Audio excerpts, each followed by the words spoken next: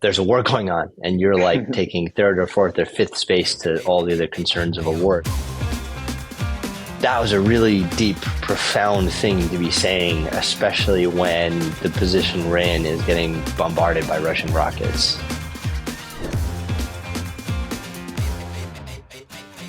Well, Robert, thanks for joining me here. And I just kind of wanted to do this video about some of the behind the scenes of your story of 24 hours on the front, fight in all directions, which at Front Sight, we were really excited when I know we were talking about always doing a story together, and it finally came. And for years. Yeah, I know. And it's been awesome to see this format and explore. I know that was something that you were really interested in. And just wanted to hop on here and talk about a little bit more about the story so people can learn a little bit about behind the scenes, get to know you a little bit more. And there's still a lot of people who probably between our following who hasn't, seen the story yet. So it's just another way of explaining it and sharing it. And first of all, like, amazing story. I know at Front Sight and myself, we really love the story and the way that it was produced. And another shout out to my editor, Brian, who did a really good job. Yeah, definitely. Of putting that together, taking photos and turning it into a video is that's not the most common way anymore, No, not at all. So not at all. Yeah, just I know a lot of your followers know who you are, right? But I think a lot of in our community, especially on YouTube, where that's majority where our followers are. Can you give like a little bit of background on who you are, what you do? And oh man, the shortest version possible. So my name's Robert Spangle. I spend quite a lot of my time of the last 6 or maybe 7 years working as a conflict journalist. I started off doing just photo reportage, and now I do writing and photos. Before that, and to this day, I also work as fashion photographer, fashion journalist. I do a lot of stuff in the fashion realm. I have my own brand that I designed for, which is Observer Collection. And before all of that, and kind of full circle, I was a Force Reconnaissance Marine, active in Afghanistan, South America, North Africa, from 2007 through 2011. And that's me in a nutshell, man. Yeah. And if you're lucky enough, you can get like his photography book that I have behind me, Afghan Style. And there's plenty of things that I want from Robert's clothing line. It's just I would have to hide it from my wife of dropping some, but I'm slowly getting your collection here. Discreet billing, sir. Discreet billing. Yeah. But like you said, and I think you and I know this is interesting to other journalists, but we've also both, I think, made the argument for several years now that this is interesting to not the general public, but like a specific public that is interested in conflicts and interested in the mechanics of journalism and wants to have a deeper technical and like cultural understanding of the areas and environments and conflicts that we're reporting on.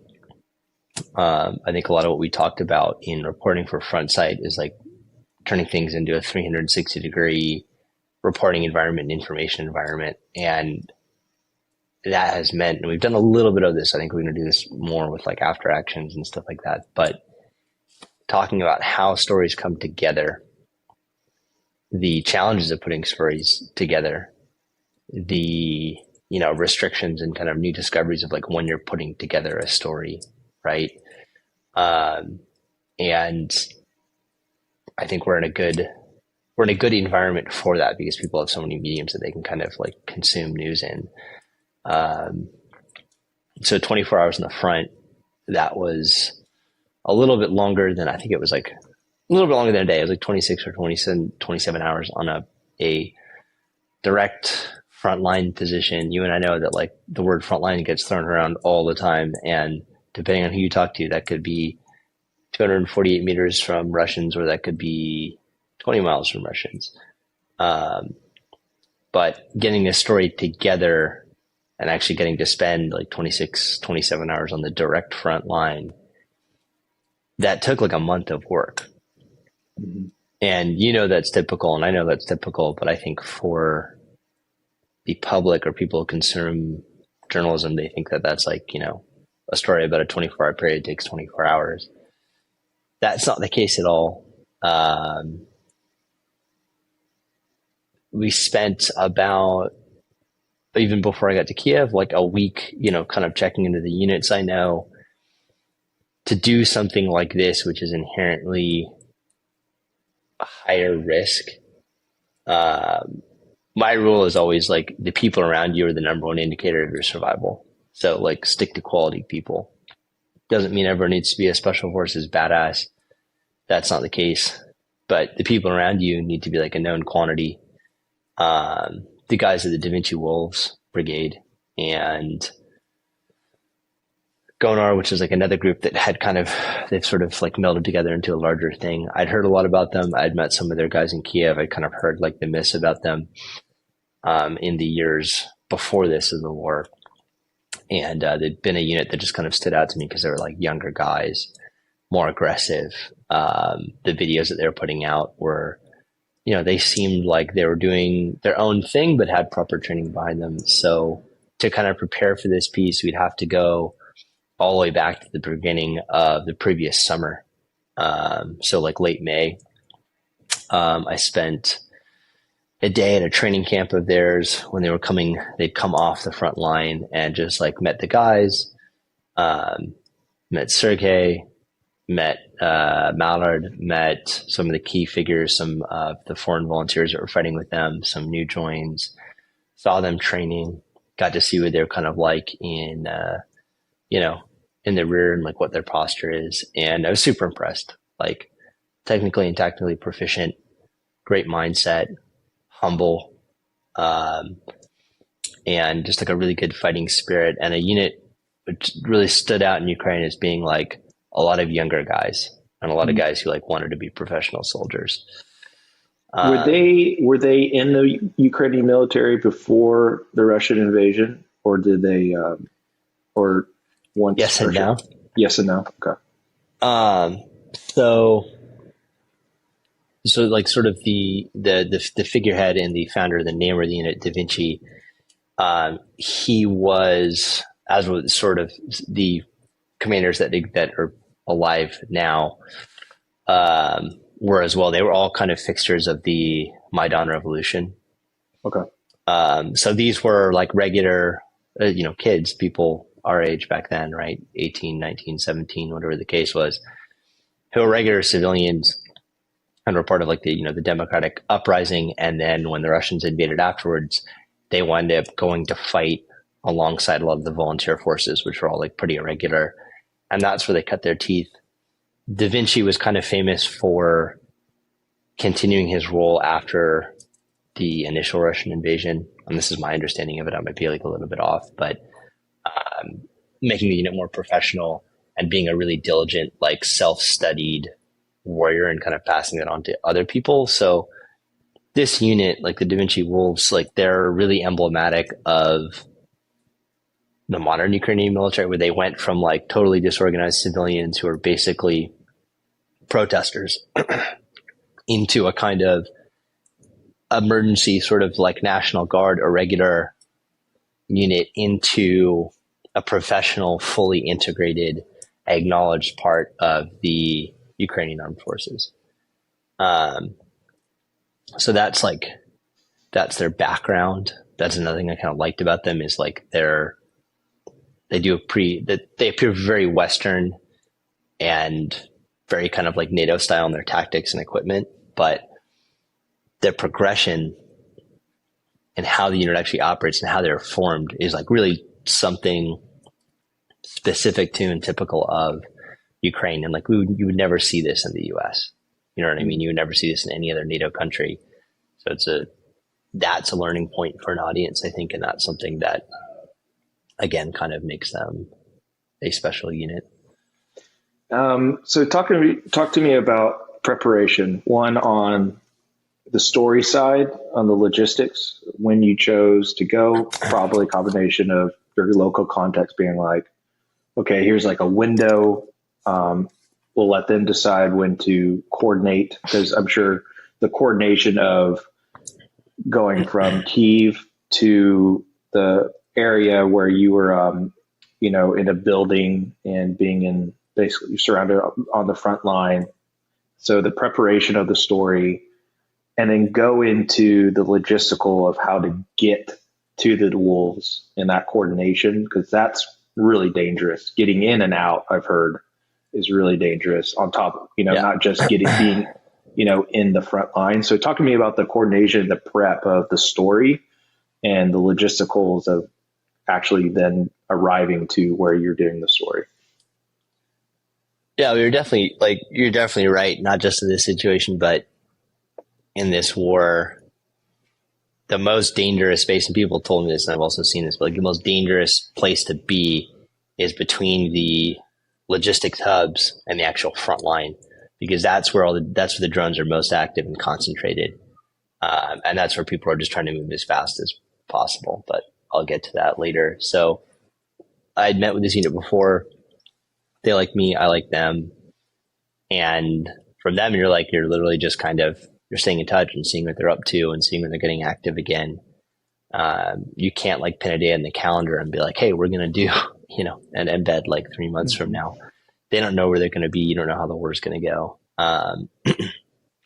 But I kept in touch with them, and I went back to Ukraine, gave myself about a month to do a story. That's about how long it takes. If you're unlucky, you get like one story out of that time. If you're lucky, maybe you get like one and two other smaller ones or whatever the case is. But went back out there because it seemed like there was two big turns in the battle. First of all, the Kursk offensive into Russia had legitimately stabilized into a front that was going to be held, not just a salient kind of unbalancing attack where the Ukrainians were going to like roll back into their own lines. That was one major state of change.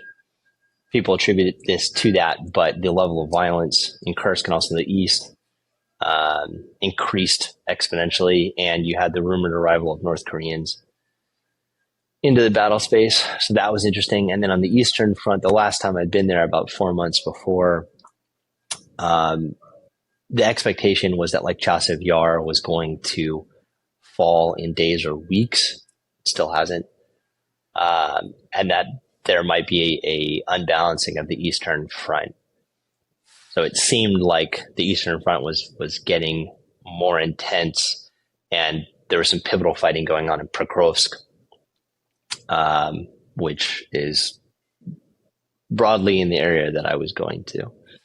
So it just seemed like there were some critical changes going in the battle space, and it was a good time to go out there. And when you go out there in a story, it's really hard to coordinating the units is really difficult. People aren't available on their phones to coordinate for days at a time, sometimes weeks.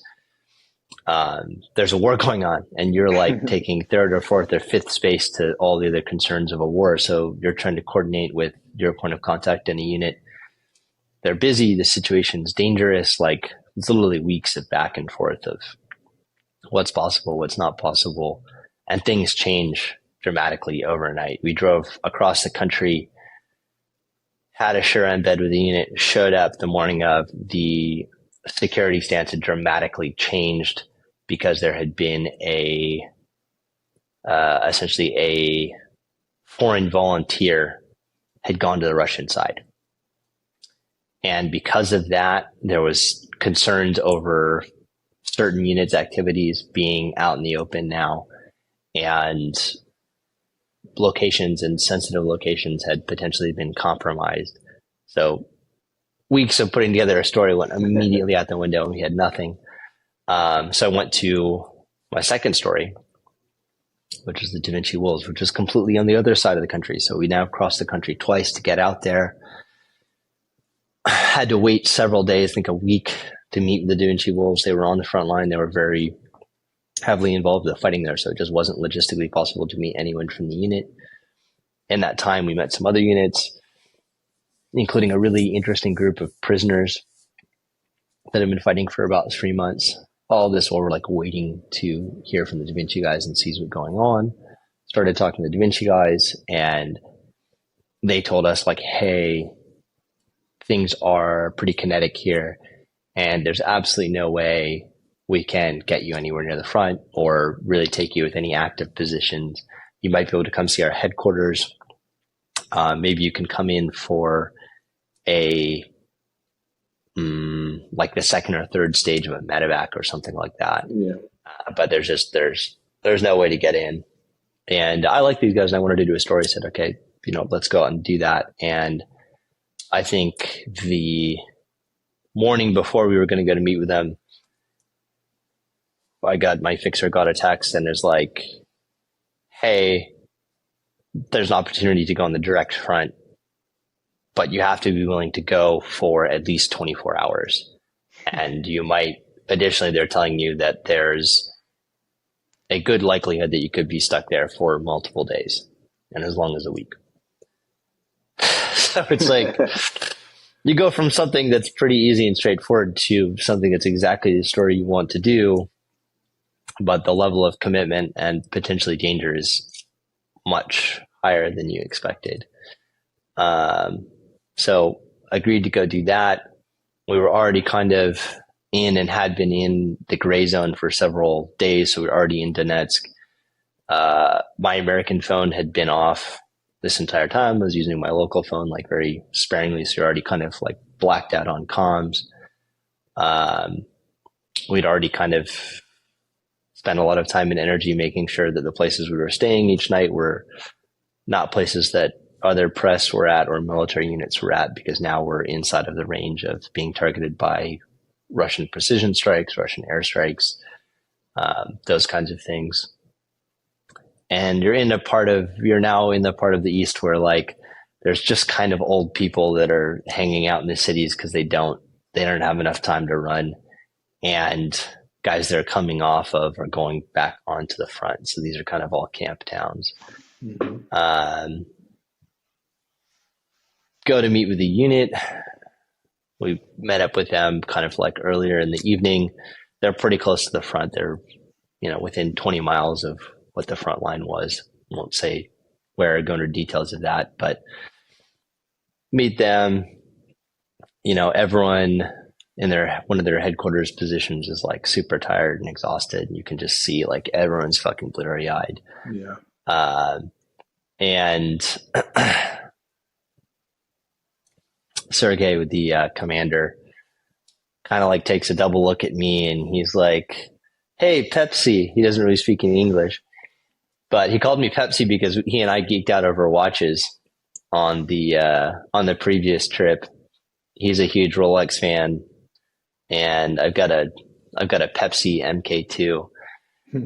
Anyway, it was crazy that like after that many months, he remembered that about me and I remembered him. And so we talked a little bit.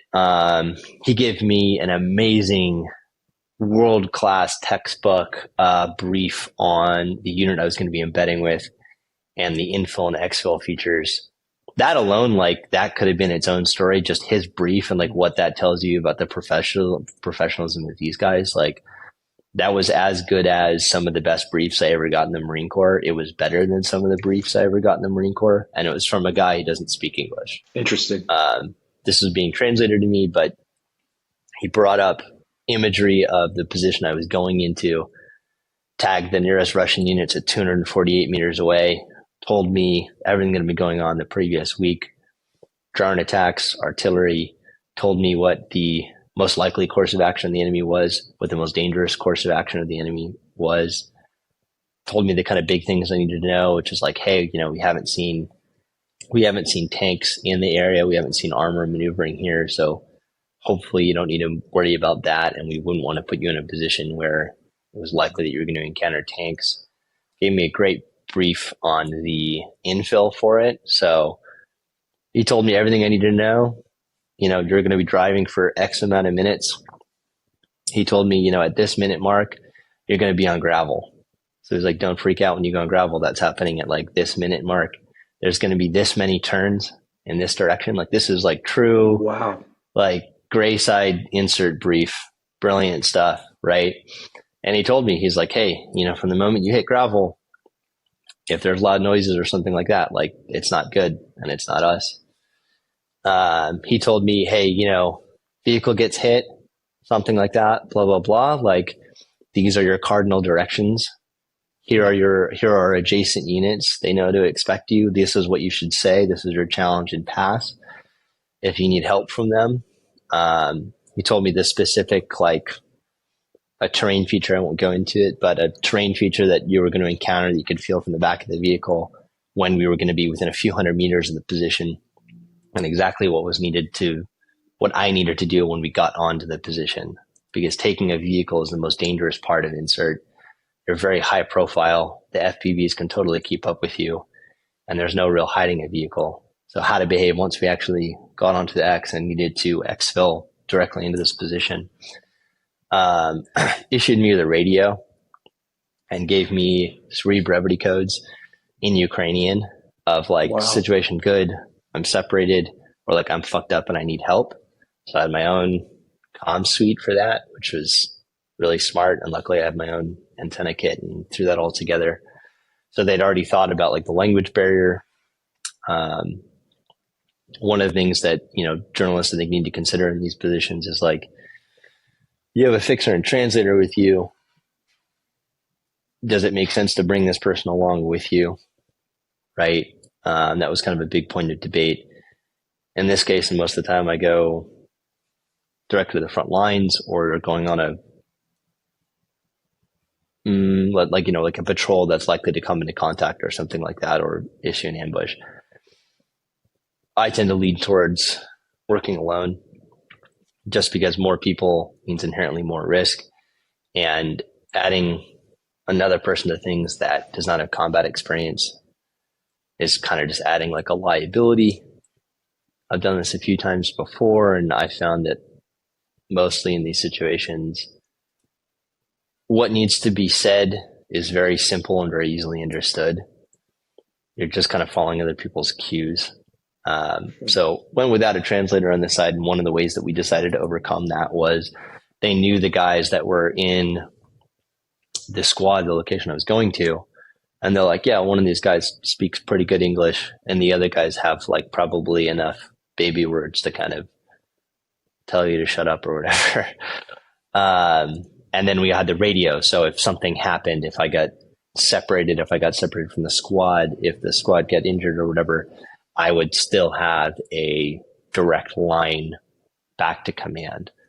And that was all part of their planning for me being there, which really impressed me. I was like, yeah, they did a lot. I mean, they went above and beyond to make sure you're safe. I mean, that is a lot of logistical manpower to get you there safely, which showed that they cared about sharing this story. That's pretty cool to hear. Well, and this, but like part of the very complicated ethics of journalism is like it's great when you show up in a unit and people are really receptive and they've really considered what you being there means and tried to plan around it. But you're also trying to avoid a situation where someone is taking undue risk because of you, or plans are being altered because you're going to be there, riding over the camera or whatever the case is. Never felt like that, but it was something where I talked to my fixer and I said, like, I don't want these guys sending out a vehicle just to put me, on a position or something like that, because that's them going out of the way, and whoever's driving these vehicles at risk. And, life is a precious thing. And that had already been, they're like, no, like you're going in with a rotation of other guys that are going in. The way things tend to work on the Eastern Front is like, units are kind of replaced in piecemeal, not all at once. The rotations on the Eastern Front, like it's probably different unit to unit, and I won't go into the specific number of what that is, but units have a certain number of days that you're going to be on the front line. And then they rotate, a couple guys that have been there for a while out with new guys. It's such an incredibly dangerous place to be that if a unit stayed there for a month, right, the casualty rate would be like months, would be like 100%. So they change people out with pretty good frequency, right? I think it allows people to like recover and decompress and like keep their health up. So I found that being on the front line, especially in winter, like it's the earth is literally just sucking the life out of you. It's so cold. Everyone gets sick and is like coughing. Anyway, so I went in with some younger guys that were actually going on to their first rotation on the front. And one of them I wrote about in kind of the opening of the article. And, it kind of reminded me of like me being in boot camp or seeing kids just get out of, infantry school. You could tell it was this guy's like first day on the job.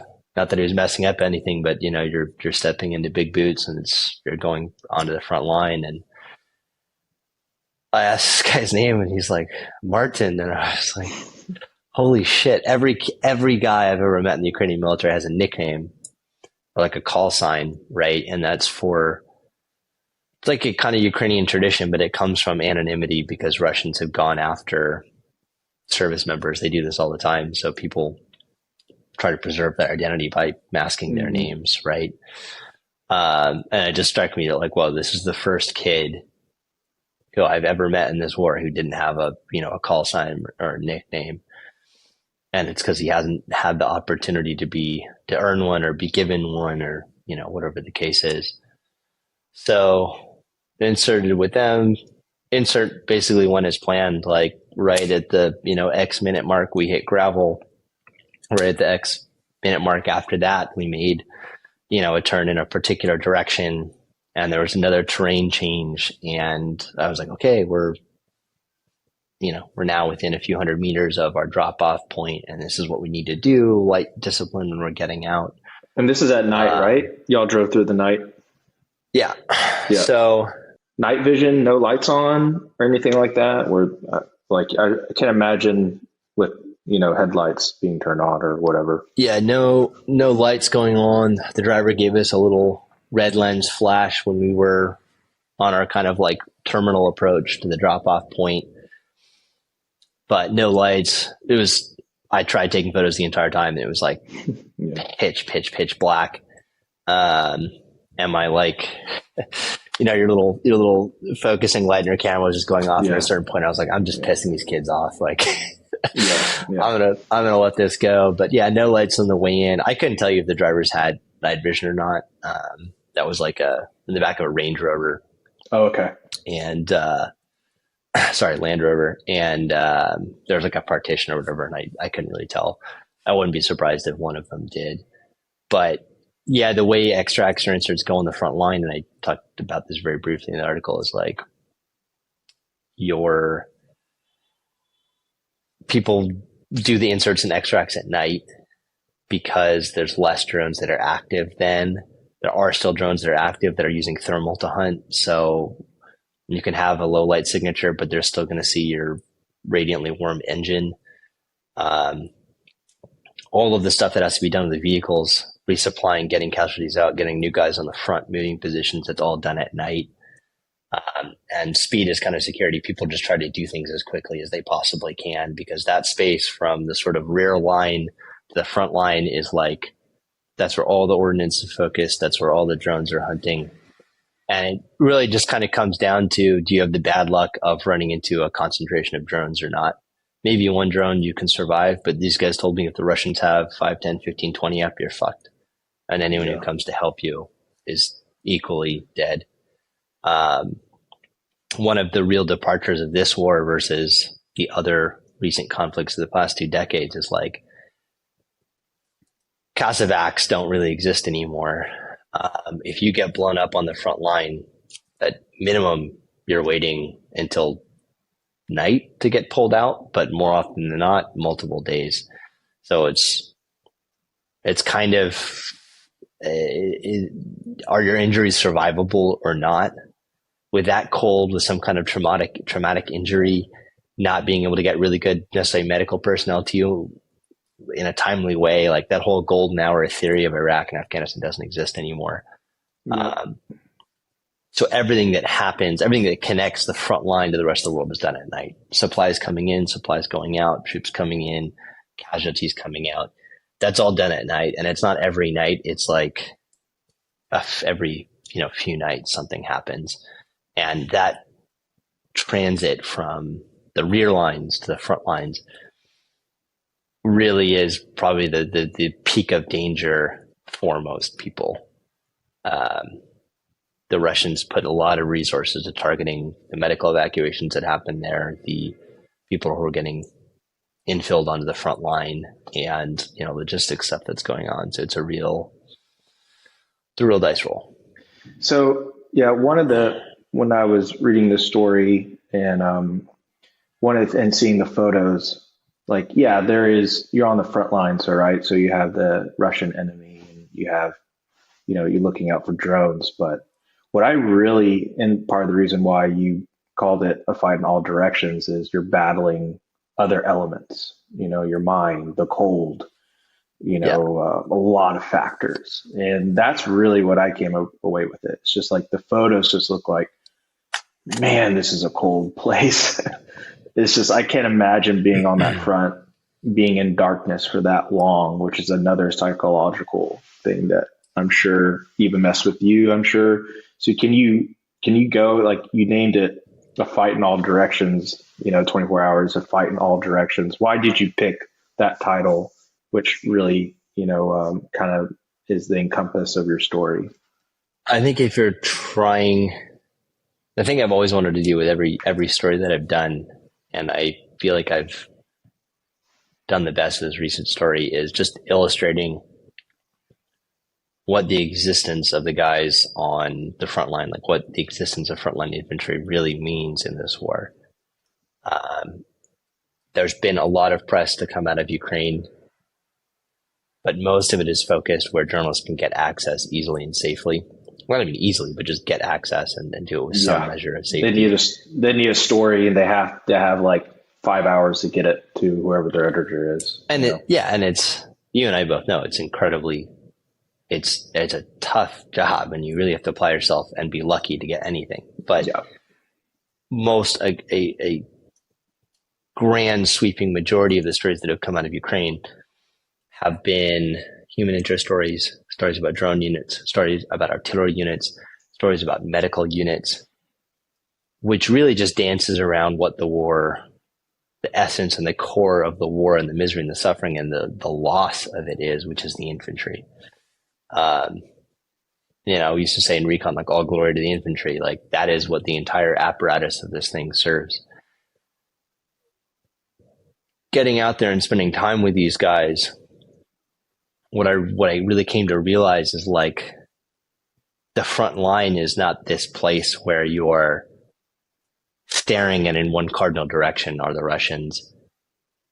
You are cut off from the rest of the world behind you. There isn't anyone behind you. You're on like a little grief-stricken island that's quite desperate. And you definitely have Russians on one side, if not two sides of you. There's no immediate support behind you, right? If you were to pull back or have to fall back, you're in a more dangerous position than even the one you start off in. And everything in all directions is hostile to you being there. And these frontline positions really just feel like these tiny islands in a rising tide. The cold is the thing that you feel the most consistently, and it just gets worse with time. When artillery is really close or drones are, hitting a position like they did in this story, that's immediate and that's right in the forefront of your existence, and that's all you're really going to be thinking of.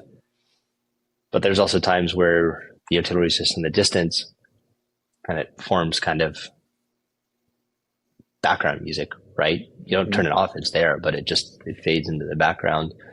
Machine gun fire along the line, whatever the case is.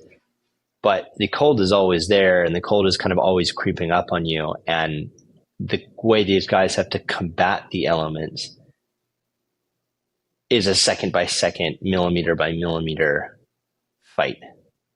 They don't have heating. They can't have a fire. They can't burn wood. They literally have candles to keep warm. If they can't, do the candles actually do anything? Like I really couldn't tell you after more than a day there. I really couldn't tell you if it's anything other than psychological. Wow. There's no button that they can press and get heat. They can put on layers and layers of clothing, right? And they do, and they try to bundle up as much as they can. But at the end of the way, the ground they're sleeping on is cold. The walls that they've built up around themselves are freezing. The air is freezing. It's snowing outside. Everything that's liquid is freezing. And you're literally getting the energy drained out of you. You see guys start to shake. And after a few hours of shaking, it's like uncontrollable. You know what I mean? And they're just figuring out different ways to like tuck their uniforms in, or like heating up water and trying to drink that to keep their internal temperatures up. Kind of having half a sleeping bag, up here, ways to clog up their little living space so the little hot air they can create isn't exiting. And on these like little desperate islands with rising tides around them, these guys exist on, right? Where the only thing that connects them to other units, or even guys that are just 50 feet away, is radios. The space between them is totally impassable, right? There's still this kind of human kindness, the way these guys bond together. And one of the things I cued in on was like, they have animals at their positions. And these aren't the only Ukrainians to do this. This is like any Ukrainian position. That is, you see the kind of survival thing of it. Like there are these living things that are just trying to survive in this insane, desperate place, right? But these guys are, they're taking care of these cats and they're trying to like feed them. And the cats kind of made sense to me because I was like, hey, the cats are warm. You know what I mean? You go to sleep at night with 2 cats, that's better than 0 cats. Mm-hmm. So that kind of made sense to me. And, the cats are probably killing rats or whatever the case is, and they kind of look after themselves, right? But the thing that really got me, where I was like, this isn't just a survival thing of like trying to keep warm. This is like a perpetuance of beautiful human instincts to nurture and to care in just the least hospitable environment imaginable. Almost against like logic, is this dog that they had. And this dog is the most useless animal I've ever encountered in my entire life. It is like super mangy. I mean, totally matted, filthy, smelled awful, right? The place smelled awful, but this dog smelled truly awful. Totally matted and obviously just like psychologically defeated, like tail between his legs, just kind of nervous sort of everywhere. But the dog was totally deaf, completely deaf. Couldn't they had a name for it. I don't remember what, but like they would say something to the dog wouldn't do anything. Massive explosion. Dog can't tell. They call for the dog or whatever. Dog doesn't respond. I'm pretty sure the dog was also blind. It just kept running into things. It kept getting stepped on. And, it could have been old age, or it could have just been existing in the dark too long. But this dog was like useless, right? Like wasn't catching anything, wasn't going to warn you if the Russians showed up. They told me that they had to move all of their booby traps up. Oh my God. To like head level, because the dog, I don't know if he set one off or almost set one off or whatever, but like the cats were smarter than that. The dog was like, didn't see him, couldn't tell, was just blundering into them. So they re-rigged the explosives in this whole place.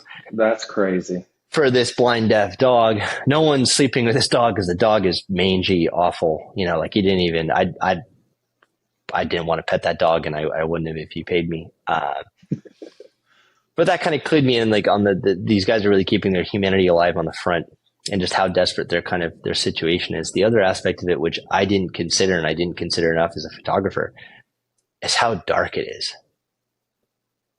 Like in the position that these guys were at, there was no light, period.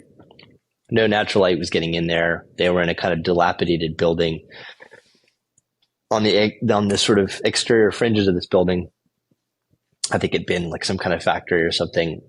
There was light there during the day from where drones had blown up the roof or artillery had come in. So if you could see daylight, it was because something bad happened. Yeah, But these guys for I was going to say that building looked like it was like, man, one more hit looked like that building was going to come down. Did you ever feel well, like and that? that Yeah. absolutely, and that was it. These guys are like, this building was pretty massive, and the space that these guys were actually occupying all hours of the day was like 10 feet by 10 feet, and there was the only 10 foot by 10 foot space in this whole factory, which was quite massive, that had yet to be blown up. Everything else had been hit by, mortar artillery. They had sort of fighting positions set up if they needed to like stand to. But these guys are, they're fighting the Russians. They're meeting their positions. There's little exchanges of gunfire between them and the Russians. One, 2 or 3 guys are doing that during the day. And then one guy is just digging. Maybe 2 guys are just digging, right? And they're just digging through the foundation of this place because they know that the roof is going to come down. And they have maybe a few hours, maybe they have a few days or whatever, but like there's almost nothing left standing of this building anymore. So they're basically digging these trenches and bunkers and dugouts for the inevitable day when this building literally doesn't exist anymore, and hopefully they do. And they're literally like cutting a hole through the foundation of this place and just digging and digging and digging. When I got there, the guy told me he'd been digging for like 5 days, and he finally had enough of a dugout that they could get all 4 guys into it just barely if they were really getting hit by direct fire. And then some other guys were digging some other positions. But the desperation of it, doing all that, constantly getting attacked, you're constantly just trying to stay warm. Like the guy digging the hole is the happiest because he can actually move around and like has an excuse to sort of get his blood up. Even he has to be careful because if he starts sweating too much, he's going to freeze afterwards, and there's no way to dry your clothes. So even that is kind of trepidous, but you're doing all of this in the pitch dark. You see light when they'll do like little patrols and stuff out. You'd see some light there during the day, but you can't really tell the time of day or the passage of time. You can just tell that maybe it's night because it's colder. It gets sharply colder in the hour after the setting of the sun. So it really is like, feels like another planet, Yeah. Yeah. The photos of the digging and like the shovels with the dirt, it was like, so it's like World War II, World War One, which that's been like, you see photos on Instagram posts or Twitter, you'll see like a World War II photo and then like a photo of today in Ukraine, and it looks very similar.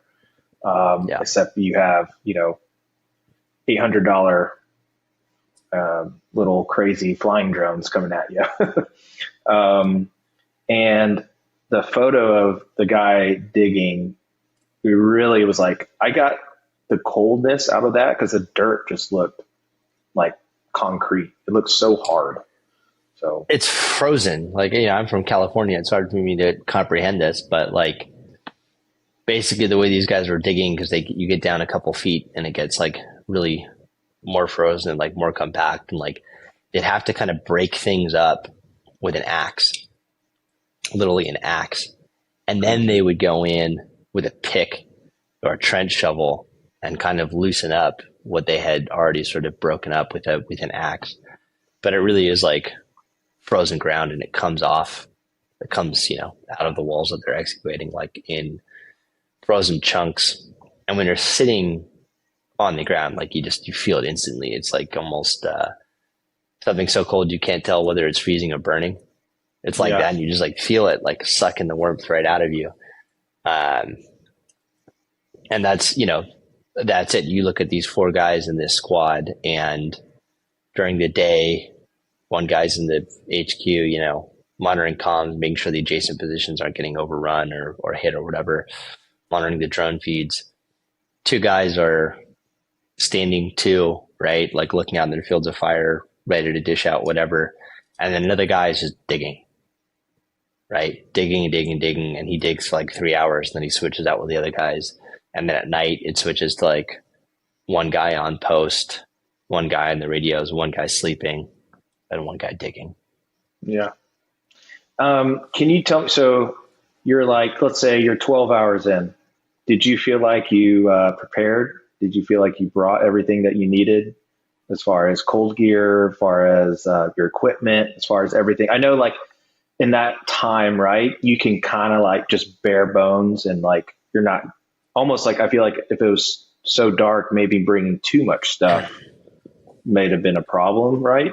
I don't know. That's sometimes how I feel. I feel like I always overpack for these situations, and just curious. I think I underpacked. 12, you underpacked. So 12 hours in, did you feel like, man, I did not pack the right stuff, or did you, or is there anything that you would have done differently? Just curious on kind of on your gear side of things.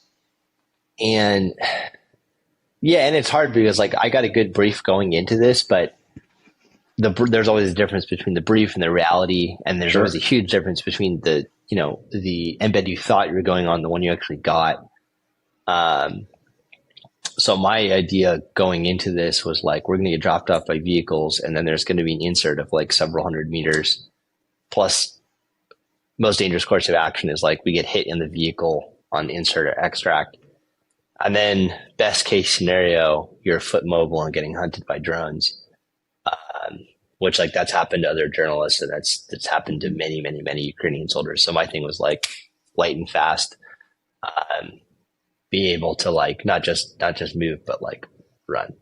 Mm-hmm. So I had my Corbett ruck out there, 2 cameras, like an M10D and SL3. Didn't bring any spare lenses from my SL3, 124-70, and then an adapter so I could throw my M mounts on there. Those. Didn't bring a sleeping bag. Brought a survival one. Didn't really bring any extra warming layers except the stuff that I had on. I brought a shit ton of batteries, some emergency chow, some water, plus that medical kit. But really, like the least I thought I could get away with. My experience with the Ukrainian positions is like they're normally pretty well stocked. Yeah. You want to be a good journalist. You don't want to show up with like zero food and zero chow. Yeah, you don't want to be that guy. I packed out some energy drinks for these guys because their CO was like, "Hey, these guys will appreciate it. So like, bring some Wild Tiger out." And I did. Yeah. But I packed really light for it because I was really worried about having to run the insert and then something going on wrong on insert or extract and needing to like it out. Run. And getting out of an armored vehicle into, this kind of stuff. But I got there and I was like, oh yeah, well, like we're not moving around a lot. It's super cold. I should have brought I need like a really heavy insulating layer, probably heavier than I wore out there. I definitely would have brought like more of those like hot hands things for sure. I have 2 for like emergencies, and I wound up busting both of those because I was just like doing this thing trying to take photos. That would have been a good idea. I should have brought a proper sleeping bag because there was just so much time static that I could have pulled it up over my feet and just kind of like kept the core temperature and the feet up. That would have been a really good idea. Because I'm sure it crossed your mind, being that cold, you almost probably are like, fuck, I don't want to do anything.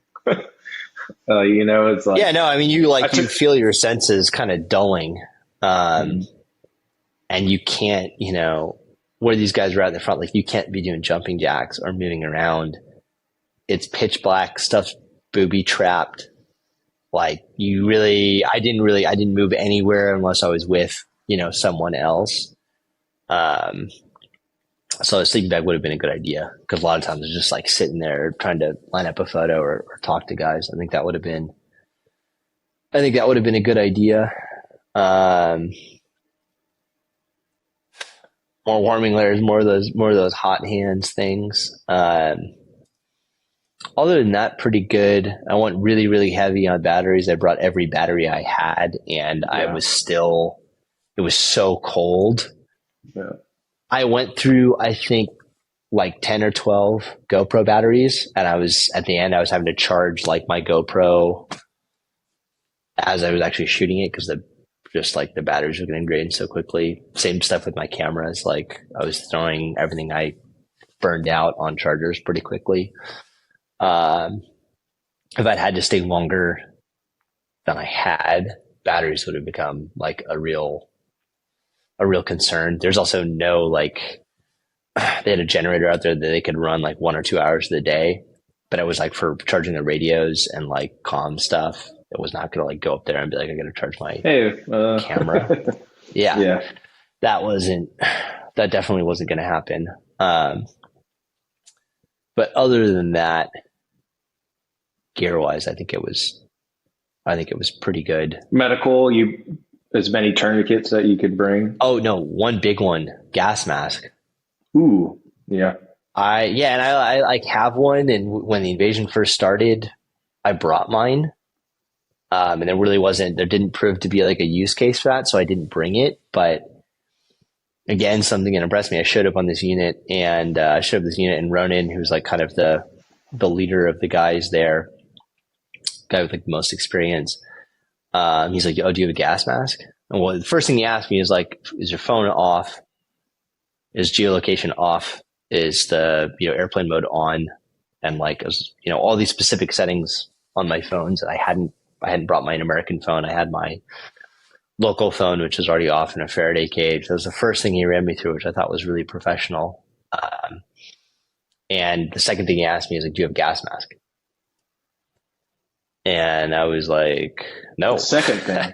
Interesting. I don't. Then he asked me after that, he asked me where my tourniquets were. So I was like, man, these guys are running it just like the Marine Corps. But I asked, with the gas mask, I said, "Oh, have you guys been attacked by gas?" And they said, like last week, the position next to them, a Russian drone had dropped gas onto the position. The Russians have been using basically their like kind of more extreme CS gas. They have been using it since the beginning of the war, but they're using it more now. It wasn't something I'd really considered. They had a spray gas mask for me, like luckily, and I kind of reviewed putting it on and all that, and they had me attach that to my gear, so I had it with me. But that was something I hadn't considered. They had one, obviously, but like you should always pack all of your own PPE. And I have a specific gas mask that I can still take photos with, because the clearance from your eye to the actual shield is super important, and most gas masks won't work with cameras. I went through a bunch of gas masks trying to find something that works specifically, and this one works even with my rangefinder cameras. So that was something where I'm like, okay, I goofed on that. I should have brought that. That's something I got to think about for future assignments, because it takes up a lot of space. Oh yeah. The thing in the filter, it's like basically packing a spare helmet. So yeah, I have one, but I'd never bring it, and I'm like, should I? It takes up a lot of space. So that's pretty crazy. That's crazy that he said that was the second thing he asked you, right? Yeah. That would like usually be like towards the bottom, like, hey, do you have a gas mask? Might be a good idea, Yeah. That's crazy. And that was, that came from something that happened at a unit or a location that was like basically 50 meters from them. So that was a sustained thing. And it was like I said, like there's on the front line, like a lot of it is just positional luck.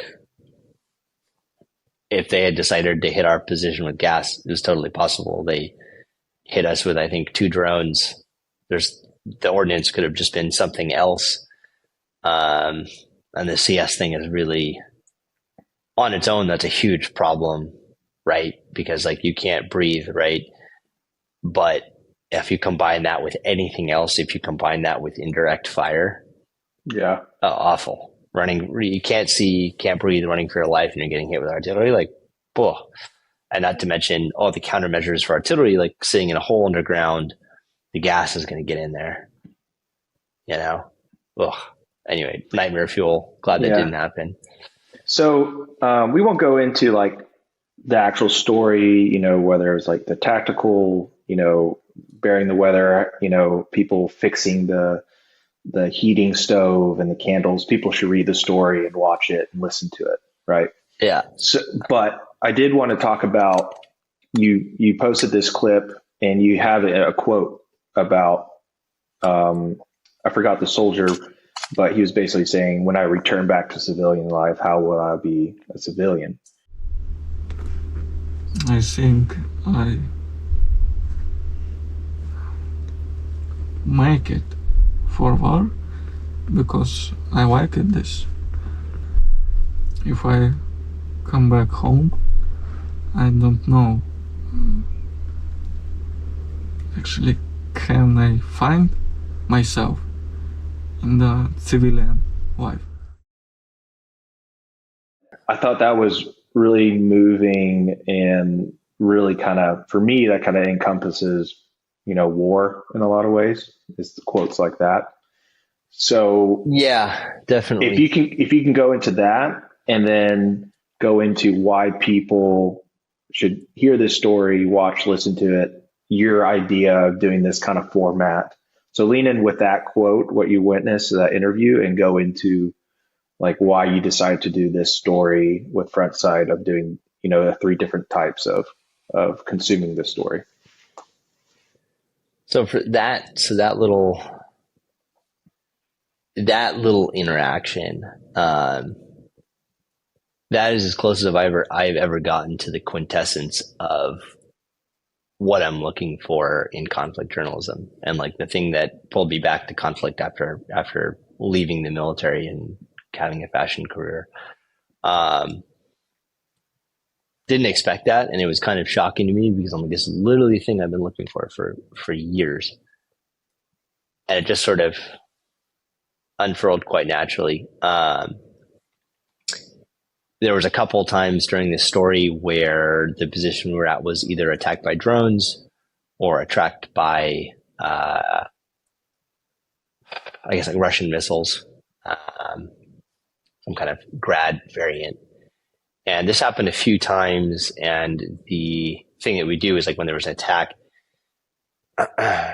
it'd go down into the bunker that had been dug out and kind of wait for the all clear, right? Wait for a certain number of minutes to go past and wait for Ukrainian drones and reconnaissance to kind of report back that like, hey, this thing's resolved or it's not resolved or whatever. And you're in these situations, you're underground, you're hearing bad things, and you're kind of wondering whether things are getting, better or worse. And you're down there for a long time, half hour, an hour, or whatever. And you get to talk to soldiers because like what else is there to do? You're just sitting there and waiting. And I got to be in the bunker quite a few times with the guy in the squad that happened to speak pretty good English, which worked really well for me. He was a younger guy, and we could be conversational. And I didn't provoke this conversation thing. It just sort of happened. We were kind of talking about his rifle, and he was saying he was really like he was proud to be there, and he was proud to have a rifle, and like he felt good about his training. And this guy's really struck me as like motivated, and we're just like talking back and forth about like being a soldier, his friends who trained in the UK and stuff like that, and he's trying to figure out the right words in English. So these pauses, which made it seem almost like even more reflective because he was really thinking about what he was saying.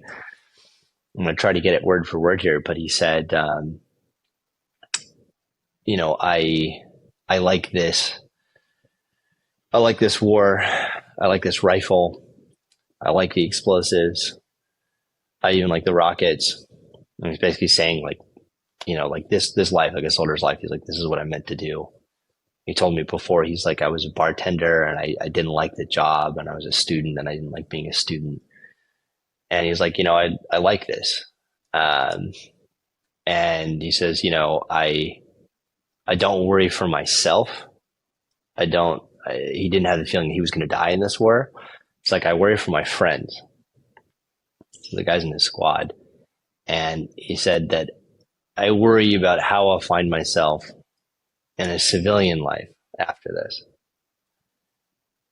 And I thought that was like a very deep, introspective thing for this young man to say, that it also felt like it came directly from the soul. And it was something that he was kind of saying to me, sensing that this is something I have thought about quite often.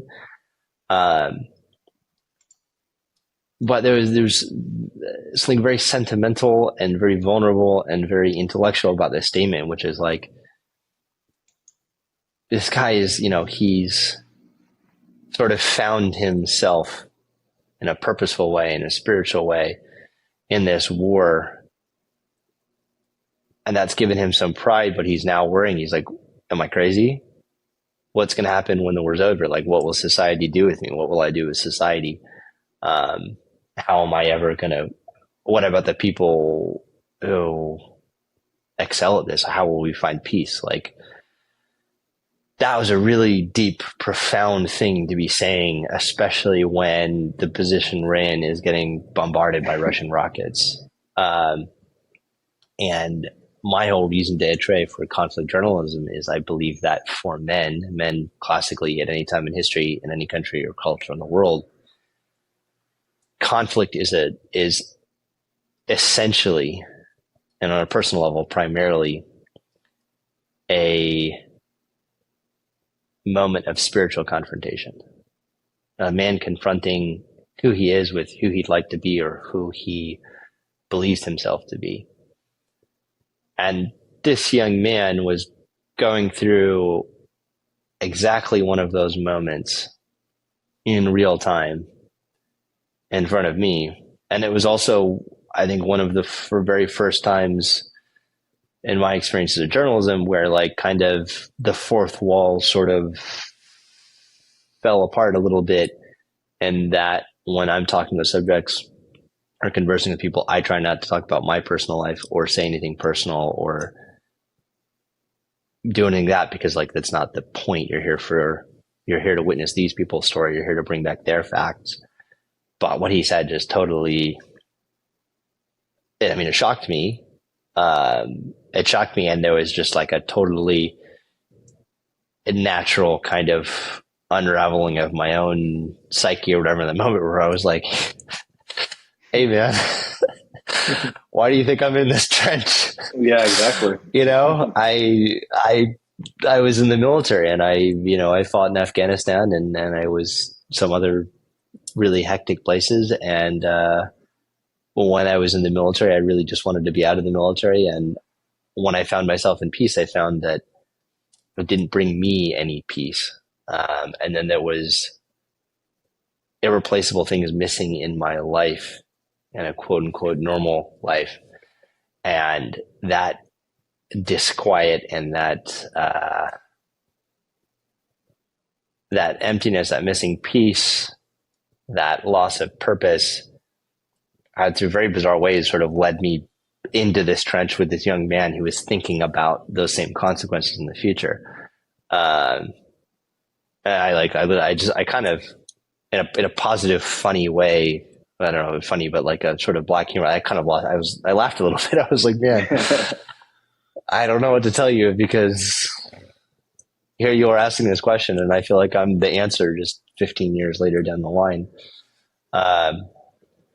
But that to me, like although that whole experience and spending all this time with these incredible young men, that was the most kind of exceptional moment of that. And it was not something, I've said it a few times before, but like, it's not journalism if you know what's going to happen. And like, that's one of those things that like, no idea that conversation would occur. And it did. And it was really enlightening. Yeah. And then the format you decided, photos, article, podcast, and then YouTube. Go briefly, like why, you decided you wanted to try this format. I know that's something you and I were talking about it, and it was cool that we just like, let's just. Oh, we were talking about it. Won't be perfect. It was like, it's not going to be perfect or anything, but like, let's just freaking do it. And it's been really positive. Yeah. So yeah. I mean, I think, you and I were talking about this for a long time, and I've talked about it with other journalists that I respect. And I think that there's a feeling amongst journalists that there needs to be like a 2.0 version of how we do our job. The principal complaint of journalists is the apathy of the public. And I totally understand where they're coming from. And they are right, it's a huge problem, but I come from a fashion background and I come from an industrial design background, and you never fault the customer. You just have to figure out what they need. That's right? Really good. So something that you and I talked about and came out of the formats of these articles was like, look, the job hasn't changed, but the tools at our disposal and our availability in this conversation with this young man is very much to that point have changed. If we were to send out 20 years ago a journalist and ask him to get audio, video, photos, and write copy, you'd be sending out a 15-man team for months. It's impossible. You wouldn't even be able to embed. You'd be your own army. One person can do that now, right? You can just, you can have a GoPro on your chest or your helmet. You can have that running. You can have two if you like. I recorded a bunch of audio, right? Some certain moments that I wanted precise video on, I could pull out my like little burner local phone and, get video on. And then I always think of myself primarily as a photographer. So you're taking photos and you're writing down notes, and you come back with all of these formats. Why would you not tell the story in as many formats as possible? There's a huge audience out there that's highly empathetic towards the invasion of Ukraine, into armed conflicts all around the world. The problem is, or not really the problem, but the opportunity here is like some people want to read their news. Some people want to listen to their news. Some people want to watch their news. We should see that as an opportunity and not an obstacle. And we should like meet people at wherever their natural expectations are. So I really wanted to see this story go out as something that could be equally consumed as a written piece of copy. Long form story. I think it's 3,000 words. It's the most I've ever written. I believe it's like a 15-minute YouTube video and a 15-minute podcast. So that was an experiment, and I think we can now say a successful one. But where that ties into this conversation with this young Da Vinci Wolves soldier is that that's a moment now that the audience can experience with so much more depth. And I love words. I absolutely love words, and I love writing. If you want to read that, you can read that because it's in the article. And I hope that like really makes people sort of sit down and feel things for a little bit. But you can also experience the actual moment of that because like that was on video. That was on my, dinky GoPro 8 or whatever. And it's pretty much pitch black, but like you can hear the whole conversation. And part of that is, you can hear that this wasn't really like a provoked conversation. You can hear that like I lose my composure a little bit. Cause I was just so sort of shocked by what this young man had to say. And it reached me on a very personal level. And because we've sort of invested in doing this in these different formats, the audience can really experience that with a depth that is not possible with just straight copy and photos. So that was like a particularly like rewarding moment. The other side of it is like as a photographer, I think, and I'm always primarily a photographer, you spend a month working on a story and you spend considerable amount of time with a great group of guys who are really on the bleeding edge of history. And, it boils down to 1,200 words, 1,600 words, 2,000 words, 800 words, whatever. And like 3 or 4 photos. And I always come back from my edits from embeds and I'm like, man, there are 60 or 70 photos here that tell a story, right? And I want to see them in serial, and I just want to see a gallery, and I want to see all of it. And you never win that. You never win that war with editors. I've gotten super lucky and had like 20 images in a story before.